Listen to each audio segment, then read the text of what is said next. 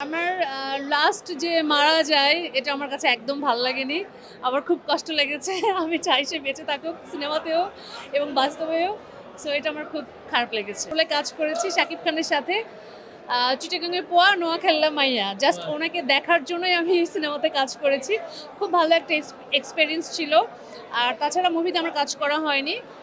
নাটকে কাজ করেছি, তারপর মডেলিং করেছি, তারপর টিভিসি, ওবিসিতে কাজ করা। এইটা শুধু আমি দিয়ে না, আমার মনে হয় আই থিংক যারা ইন্ডাস্ট্রিতে কাজ করে অনেকেই চাইবে যে কাজ করি। কারণ তার সাথে কাজ করলে সে অলরেডি একদম পপুলার, ফেমাস, সবাই চিনবে এবং তার ফিউচার সুন্দর। এটা সবাই জানে কম বেশি।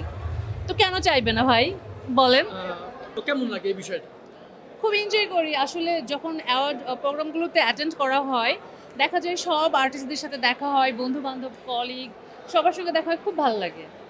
আমি বর্তমানে নাটক, টিভিসি এবং বেশ কিছু মডেলিংয়ের গানে কাজ করছি। হ্যাঁ, এবার ঈদে ২ টো নাটক আসবে, কয়েকটা গান আসবে এবং মিনিস্টারের ওবিসি, টিভিসি আসবে ইনশাল্লাহ।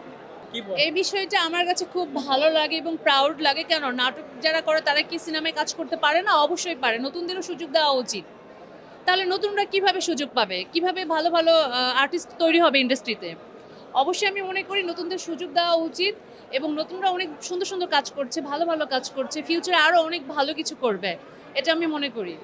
এইটাতে আ আসলে আমার কিছু মনে করাতে অনেক কিছুই যাবে আসবে না। বাট দেখা যায় যেখানে ডিরেক্টর, প্রোডিউসার বা হিরো থাকবে, সেখান থেকে চুজিং হয় যে কোন আর্টিস্টটা নিলে এই ক্যারেক্টারের জন্য বেস্ট। সো এভাবেই তারা হয়তোবা ডিসাইড করে। আমার লাস্ট যে মারা যায় এটা আমার কাছে একদম ভালো লাগেনি। আমার খুব কষ্ট লেগেছে। আমি চাই সে বেঁচে থাকুক সিনেমাতেও এবং বাস্তবেও। সো এটা আমার খুব খারাপ লেগেছে। বলে কাজ করেছি শাকিব খানের সাথে। চিটাগাংয়ের পোয়া নোয়াখালীর মাইয়া। জাস্ট ওনাকে দেখার জন্যই আমি এই সিনেমাতে কাজ করেছি। খুব ভালো একটা এক্সপেরিয়েন্স ছিল। আর তাছাড়া মুভিতে আমার কাজ করা হয়নি। নাটকে কাজ করেছি, তারপর মডেলিং করেছি, তারপর টিভিসি, ওবিসিতে কাজ করা। এইটা শুধু আমি দিয়ে না, আমার মনে হয় আই থিংক যারা ইন্ডাস্ট্রিতে কাজ করে অনেকেই চাইবে যে কাজ করি। কারণ তার সাথে কাজ করলে সে অলরেডি একদম পপুলার, ফেমাস, সবাই চিনবে এবং তার ফিউচার সুন্দর। এটা সবাই জানে কম বেশি। তো কেন চাইবে না ভাই বলেন? নায়িকাদের মধ্যে তো এখন অনেকেই ভালো কাজ করছেন। যেমন পূজা চেরি খুব ভালো কাজ করছে। তার কাজ আমার ভাল লাগে। তারপর তমা মির্জা ভালো করছে। তারপর আরও অনেকেই আছে তো অনেকেই ভালো। এইটা বলাটা একটু টাফ। তারপরও আমার ছোটবেলা থেকে কেন জানি মিডিয়ার প্রতি একটু ঝোঁক ছিল, ইচ্ছে ছিল। চুরি করে দেখা যায় আমি মিডিয়াতে কাজ করেছি বাবা-মাকে না জানিয়ে। তো আলহামদুলিল্লাহ এখন তারা অনেক সাপোর্ট করে এবং টিভিতে দেখে। বাবা-মা অনেক প্রাউড করে যে আমার মেয়েকে দেখছি, খুব ভালো লাগে। এলাকায় লোকজন বলে যে আপনার মেয়েকে দেখলাম বা রাস্তায় গেলে মার্কেটে গেলে বা সব জায়গায় বলে যে হ্যাঁ তোমার এই কনটেন্টটা দেখলাম, তোমার নাটকটা দেখলাম, খুব ভালো লাগে। যেমন আজকেও অনেকের সাথে দেখা হয়েছে। আপনি এটা কিভাবে দেখেন? সাপোর্ট বলতে প্রথমের দিকে আমার বাবাও সাপোর্ট করতো না। আমাদের ১৪ গোষ্ঠীর মধ্যে কেউ মিডিয়া রিলেটেড না। বাট আমার মা আমাকে অনেক সাপোর্ট করেছে। আমার মার জন্য আজকে এত দূরে আসা বা এত লোক আমাকে সাপোর্ট করে, চিনে, জানে, ভালোবাসে এবং নিজের কাছে খুব ভালো লাগে। এখন আর কোনো প্রবলেম হয় না।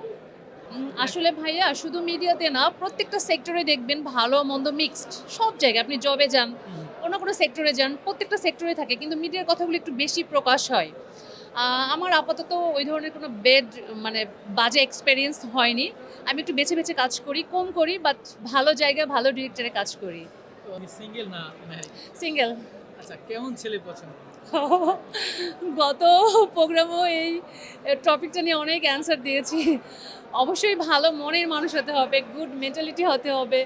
তারপর যে আমাকে বুঝবে, জানবে বা যেহেতু আমি মিডিয়াতে কাজ করি, সো এই মানে থিঙ্কটা তার মধ্যে থাকতে হবে, সাপোর্টটা করতে হবে। যেহেতু এটা আমার একদম স্বপ্ন, নেশা, ধ্যান, ধারণা বা প্রফেশন, সো সেটা তাকে অবশ্যই অ্যাকসেপ্ট করতে হবে। এরকমই একজন ভালো কেয়ারিং পারসন।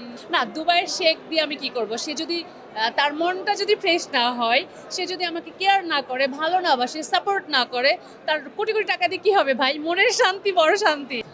দর্শকদের উদ্দেশ্যে একটা কথা বলবো, আপনারা সবসময় বাংলা সিনেমা, নাটক ইন্ডাস্ট্রির সঙ্গে থাকবেন, আছেন। সবাইকে এইভাবে ভালোবাসেন, আমাকে অনেক ভালোবাসবেন এবং আপনাদের যেই চ্যানেল থেকে আপনি আমার ইন্টারভিউ নিচ্ছেন, এটাকে বেশি, বেশি লাইক, কমেন্ট, শেয়ার, সাবস্ক্রাইব করে দিবেন এবং সবার জন্য অনেক, অনেক ভালোবাসা, অনেক, অনেক শুভকামনা। Thank you.